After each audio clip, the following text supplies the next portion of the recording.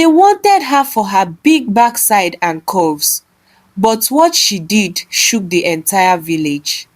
Kindly subscribe and tell us the country you are watching from as I tell you the story of men who couldn't control the long thing between their legs. In the village of Ozara, men were like sugar and women were like ants.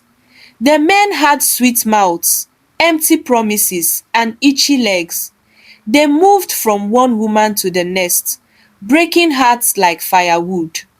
These men thought they were untouchable. They married 2, 3, even 4 wives. Some had secret girlfriends in every corner of the village. The women of Ozara cried almost every night. Their husbands no longer came home early.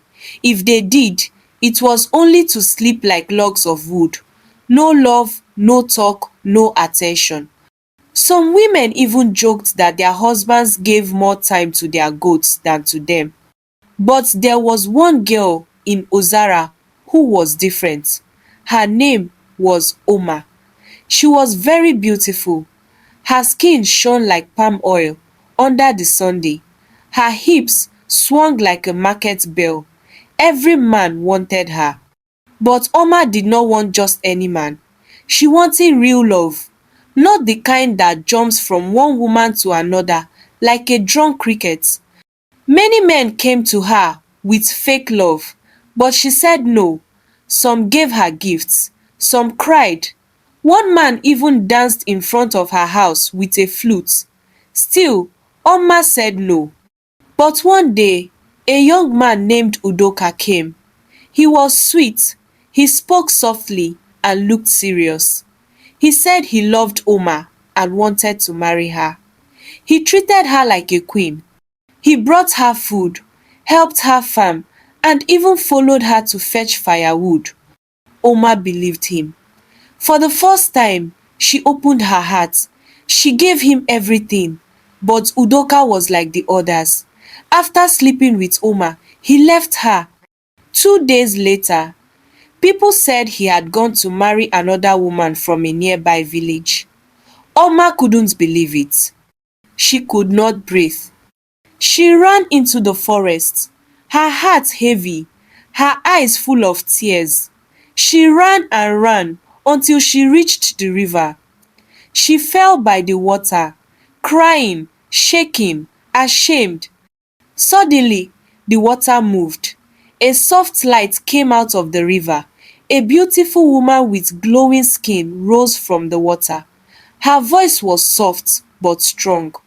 Oma looked up, eyes full of tears. The river goddess had come. The river was quiet. The wind stopped blowing. Even the frogs held their tongues. Oma stared at the beautiful woman standing on top of the water. She was not an ordinary person.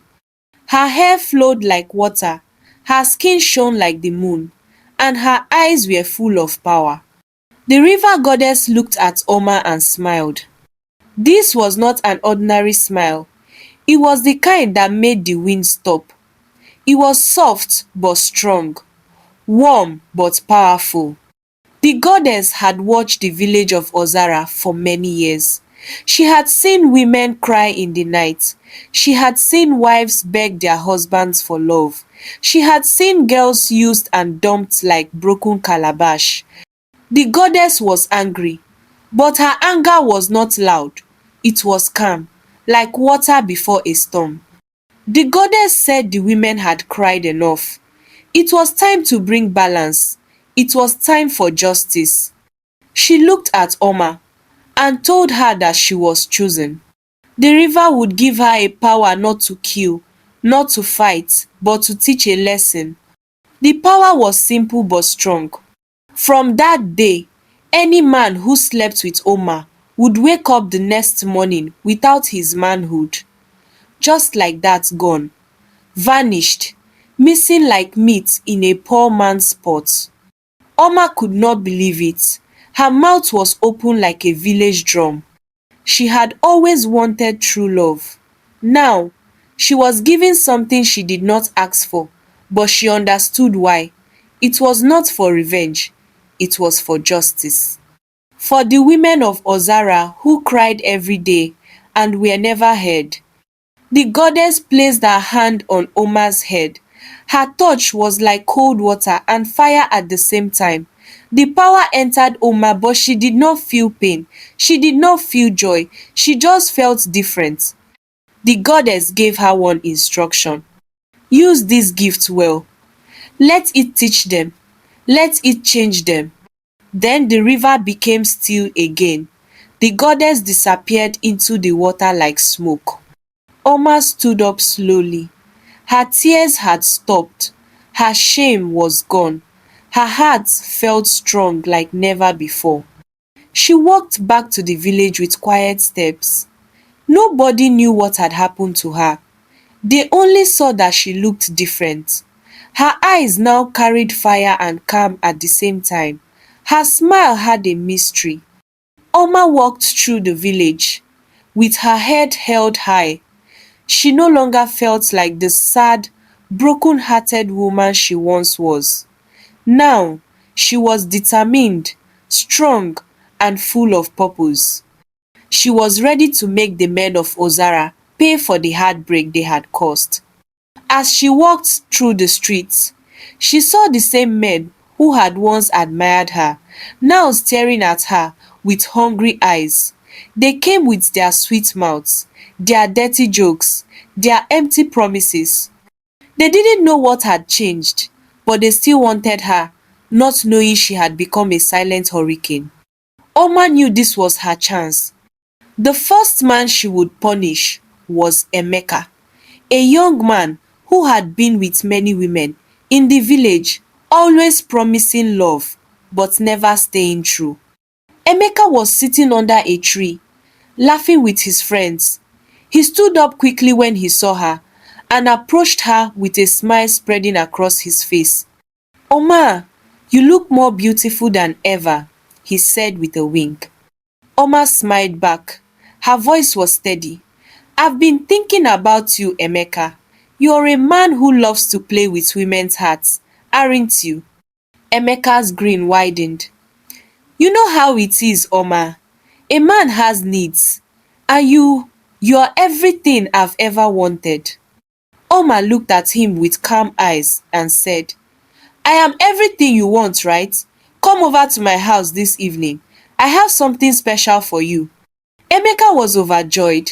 He rushed back to tell his friends, his chest high like a cock ready to crow. That evening, he went to her house and found her lying on the bed, ready for him. He quickly undressed and joined her. He made love to her and went home overjoyed and fulfilled. But when Emeka woke up the next morning, he felt something strange. He stepped outside to ease himself, and that was when he realized he had no manhood anymore. He looked down. His face turned pale. What is happening? He cried out. He panicked. His heart beat like a talking drum. His legs were weak. He tried again and again, hoping it was a dream, but it was real. His manhood was gone, like a thief in the night. He tried to hide it, hoping it would return, but as the days passed, it stayed missing. He was too afraid and too ashamed to tell anyone. He didn't want the villagers of Ozara to laugh at him.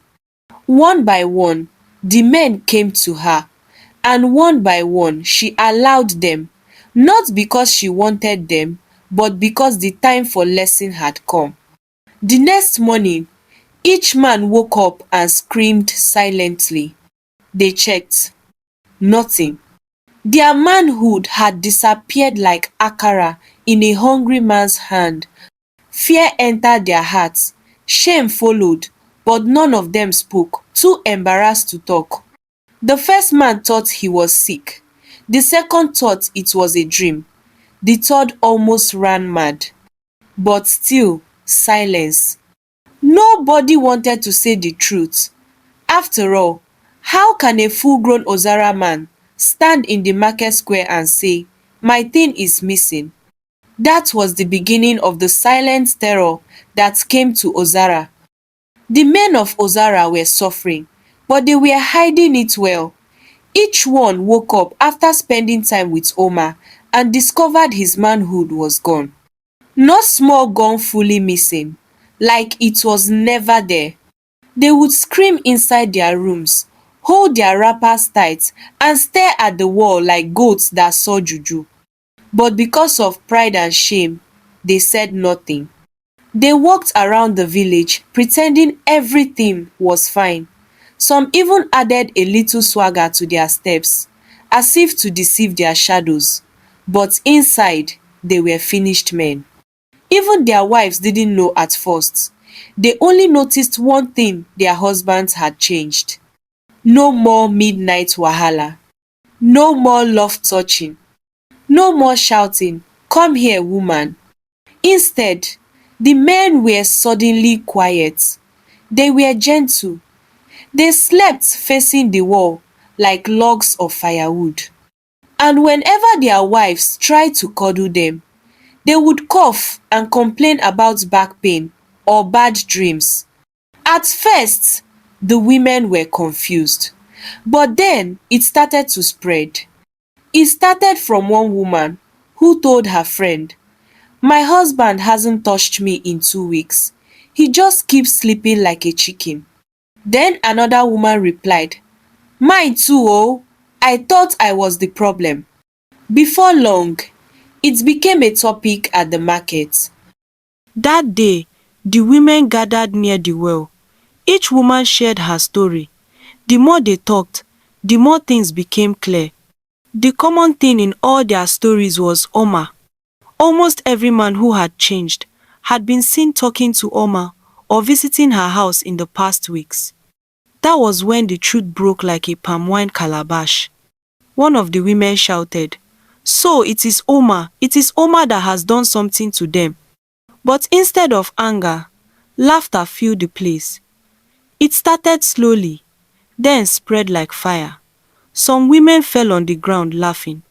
They weren't laughing because it was funny. They were laughing because, finally, justice had come. Some of them had cried for years. Some had been beaten. Some had been cheated on by their husbands with their own sisters and even housemaids. Now, the gods had done something. Something strange. Something powerful. The next morning, the women started watching their husbands closely. When one man who used to shout now bent to sweep the compound, his wife just smiled. When another man who once had 5 girlfriends now sat at home plucking vegetables, the wife brought him more pepper. None of them said anything to the men. They just observed, quietly, patiently. And the men, they became more afraid. They had heard whispers. They had seen glances. They started talking to each other, asking small questions until they discovered the truth. It was not just one of them, it was all of them. One man finally said it with his mouth. "My brothers, we have all lost our instruments. This is no longer shame, this is war." And that was when fear grabbed their hearts like cold water in harmattan. Every day, they gathered in secret places, under trees, behind the shrine, or inside one dark corner of the palm wine joint. They sat on logs, holding their heads, whispering like witches. Big men, strong men, men who once chased women like flies, now sat quietly like schoolboys who failed exams. The pain was too much. No man could explain it. No man could fix it. They were all missing their manhood, and it wasn't returning. They first tried native herbs. One man rubbed pepper soup on his waist. Another drank bitter leaf mixed with charcoal.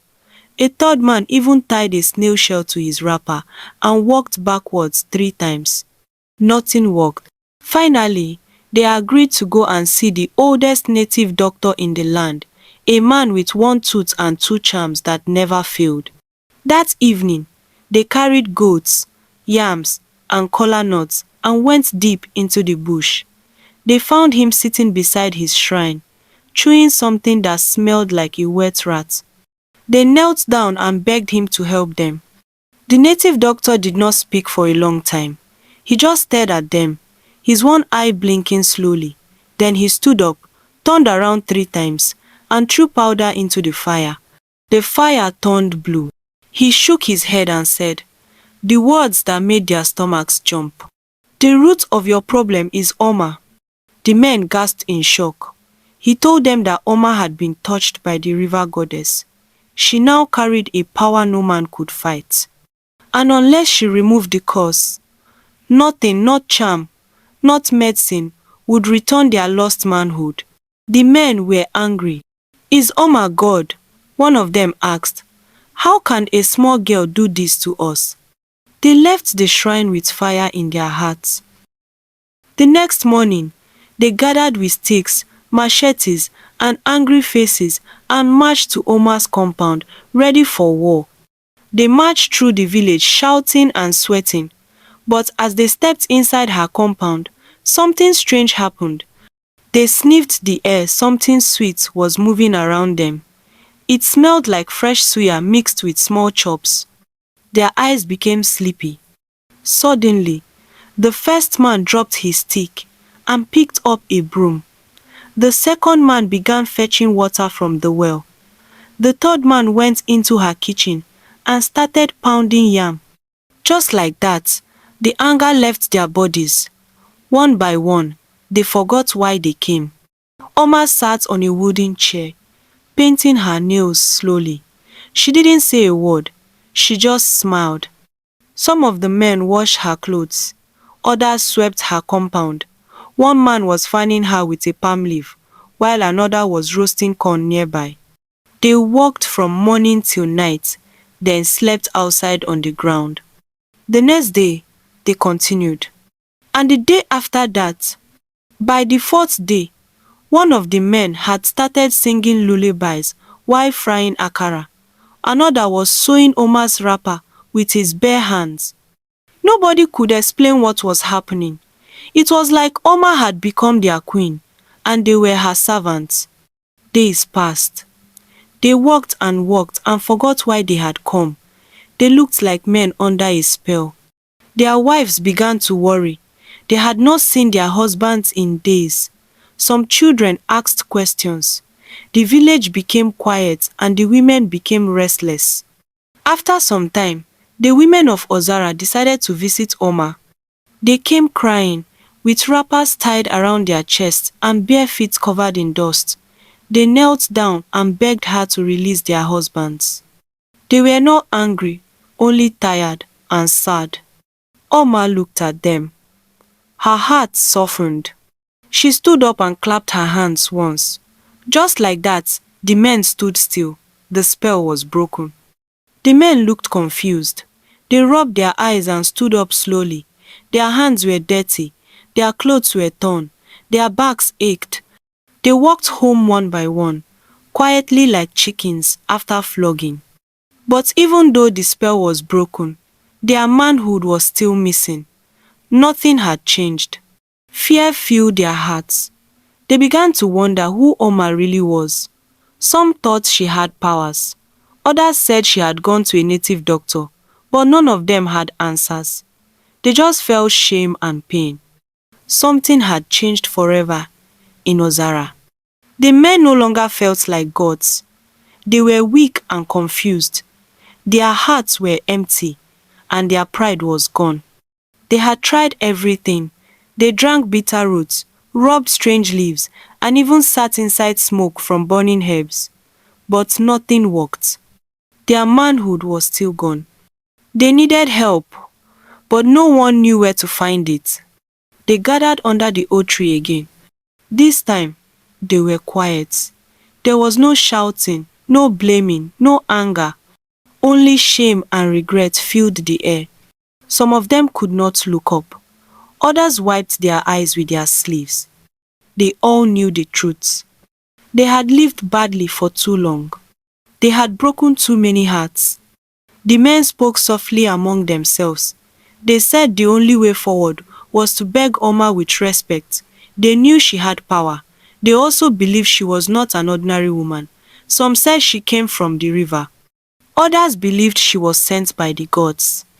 They did not want to go alone, so they begged their wives to follow them. The women agreed, but only with a promise. The men had to swear never to cheat again, never to lie, and never to marry more than one wife. The men agreed. They were ready to do anything. Together, they all walked to Omar's house, and they all knelt on the ground. They did not speak. Their eyes begged for mercy. Omar came outside. She stood quietly. Her eyes looked deep into their souls. She said nothing for a long time. One of the women spoke. Her voice was shaking. Please, Omar, we know what they did was wrong, but we are begging, help us, help our husbands. Then she spoke. She said she would remove the curse. But on one condition, they must all go to the river, not just the men, but with their wives, and swear an oath before the goddess. They must promise never to cheat again, never to break a woman's heart, never to marry more than one wife, or treat women like toys. If they break that promise, the curse will return, and next time, it will never leave. The men agreed without thinking. They would have promised anything.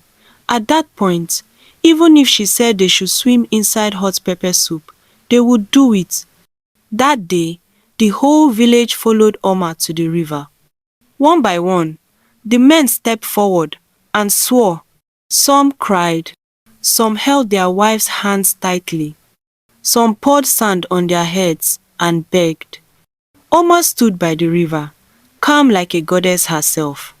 The river moved gently, as if listening, and when the last man took his oath, a strange wind blew. Something shifted in the air, and just like that, it came back. The men returned to the village, with quiet steps and clean hearts. Their bodies felt strong again, but something deeper had changed. For the first time, they felt peace. The women welcomed them home. There were no drums, no dancing, only smiles and tears. The women cooked soft pounded yam and sweet soup. That night, for the first time in many moons, the fire in the homes of Ozara burnt warmly. The next morning, the sun rose gently. Birds sang loudly. The village looked brighter. The men woke up early. They helped fetch water. They carried firewood. They swept the compounds. Some washed their wives' wrappers and cleaned their children's feet. People watched in surprise. The men now walked with humility. They no longer chased women. They stayed with their families. They no longer sat under trees telling lies and making fun of the women. They told their sons to be better. They taught them how to love, how to respect, and how to stay faithful. The women of Ozara were happy. They gathered under the big tree and shared stories of change. There was laughter again. There were no more tears. They felt heard, respected, and safe. But something was missing. Omar had disappeared. No one saw her again after the visit to the river. Her compound was empty. Her door was open. Her clothes were gone. Her cooking pot sat cold. People knocked, waited, and called her name, but she did not return. Some said she had gone to another village. Others said she had turned into a bird and flown away. A few whispered that she was never human at all, that she was a spirit sent by the goddess just for that time. No one could say for sure